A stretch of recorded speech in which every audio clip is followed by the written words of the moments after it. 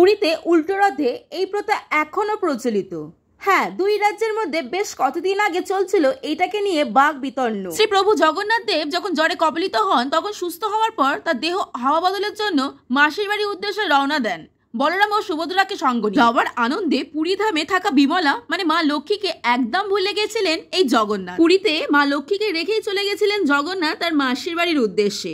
9 দিন ধরে প্রত্যহ সকাল বিকেল 56 ভোগ আমোদ প্রমোদে কাটাবার পর যখন তিনি বাড়ি ফিরলেন, লক্ষ্মী তো রেগে লাল। পুরীর ধামে বলরাম সুভদ্রাকে প্রবেশ করতে দিলেও সিংহদ্বারে জগন্নাথ দেবকে দাঁড় করিয়ে রাখলেন, কিছুতেই প্রবেশ করতে দিলেন না।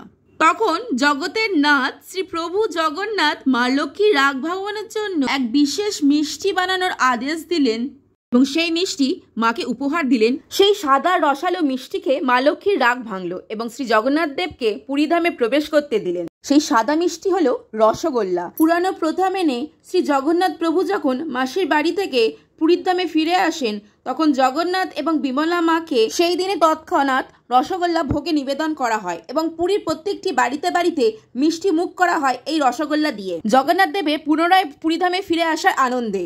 এই রসগোল্লা কিছুদিন আগে পর্যন্ত উড়িষ্যা এবং পশ্চিমবঙ্গে কোন রাজ্যে প্রথম বানানো হয়েছিল সেই নিয়ে বাক বিতর্ণ চলছিল। সাদা রসালো রসগোল্লা মা লক্ষ্মীর মা বিমলার অত্যন্ত প্রিয়।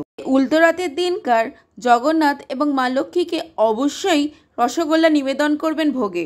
জয় জগন্নাথ। চ্যানেলটিকে সাবস্ক্রাইব করে পাশে থাকবেন। রাধে রাধে।